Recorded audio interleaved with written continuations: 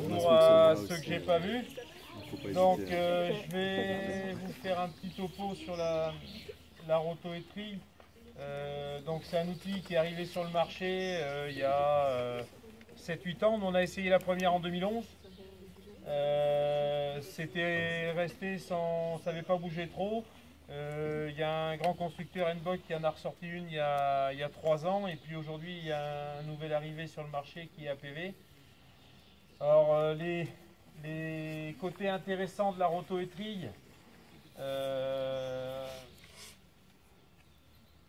ça va être un outil qui va travailler sur quasiment 100% de la surface. Autant une RC-trie ou rotative, il y a des zones qui ne sont pas travaillées du fait du positionnement des dents ou des roues.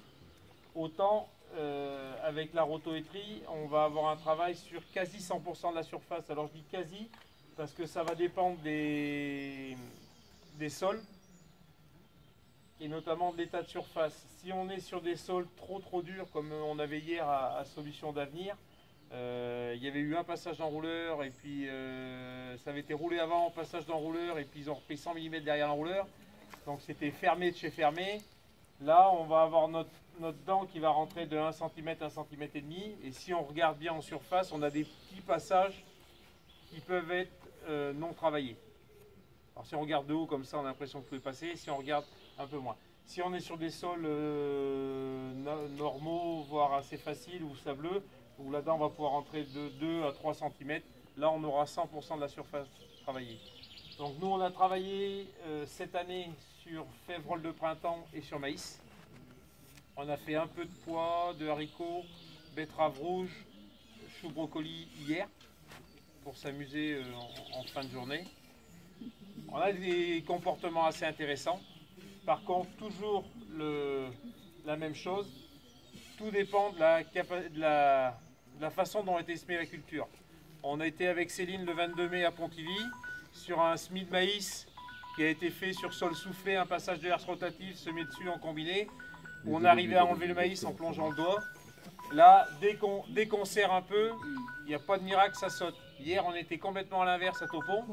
Et ben, on ne faisait pas de casse sur le maïs parce que la ligne de maïs, le maïs avait été semé creux, très rappuyé, bien fermé. Et là, on pouvait mettre de l'agressivité et on faisait du ménage.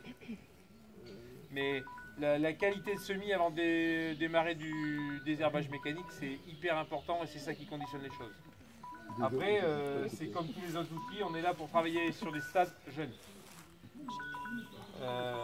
Ici, sur le maïs, on va aller à 4-5 feuilles selon les variétés. Des variétés un peu plus rigides, cassantes, il va falloir arrêter un peu plus vite. On pourra passer plus tard qu'avec une roue rotative. Par contre, RC-trie, hier on est passé dans des maïs comme ça, la RC-trie, ça passait. Et là, avec ça, on passe pas. Par contre, on a fait des haricots qui faisaient 15 cm de haut hier, et ça s'est plutôt bien passé. On les voyait passer dans les dents et ressortir un peu décoiffés, mais pas cassés. Tu as dit 15 cm de haut, c'est ça? Ouais. Ils étaient entre 2 et 3 feuilles trifoliées. C'était une variété qui avait des grandes tiges avant chaque feuille trifoliée. Ah ouais. Et ça passait dedans. Et ça marchait bien. Il y avait beaucoup de cailloux et ça marchait pas si mal que ça.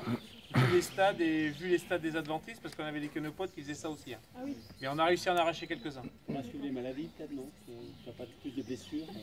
Ça c'est possible. Ah ouais. Ça c'est possible, mais bon, un haricot on aura des maladies, déjà on aura un haricot qui sera arrivé jusque là. Après au niveau réglage d'agressivité, il y a plusieurs systèmes. Donc chez Nbock on va avoir un réglage centralisé hydraulique sur la tension des éléments, plus la hauteur des roues. Ici on va régler l'agressivité sur la position des roues et après on a un réglage individuel de chaque bras. Là où ça peut être intéressant, le réglage individuel, c'est sur des cultures hypersensibles, style de la carotte assez jeune ou des choses comme ça. Les bras qui vont tomber sur les rangs, on pourra les mettre assez légers. Après sur maïs, je pense qu'il faut laisser assez raide, au moins sur les premiers passages. L'autre fois on a fait des deuxièmes passages sur Plumelio. Il y avait eu un passage de houe avant, c'était assez soufflé en surface. Et ben, avec la APV, c'est la seule qui est équipée de ça. On a réduit un peu l'angle et on a augmenté un petit peu en vitesse et on a eu du travail qui était plutôt pas mal. Et l'agriculteur content même 10 jours après. Donc voilà un petit peu les choses. Et on peut travailler avec ça sur toute culture, en respectant les stades. Céréales, je pense par contre, on va être limité des épis 2-3 cm, on va arrêter. Tandis qu'avec une RCPI, on arrive à passer jusqu'à 2 nœuds. On arrête parce que la céréale, elle va se coucher, passer dans les peignes et ça va faire de la casse. Et puis l'outil n'est plus fait pour travailler avec ça.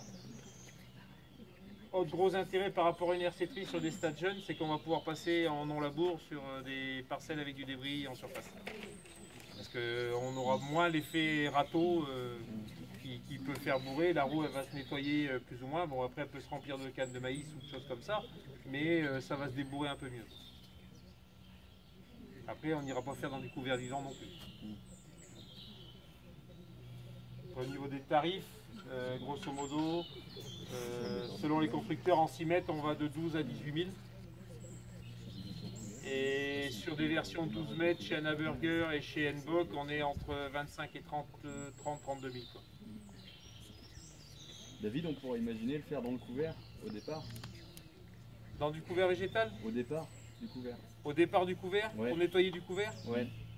Ça peut si le couvert est implanté avec un bon semoir. Ouais. Si on est avec on a une bien choisi implantation les de couvert, aussi, quoi.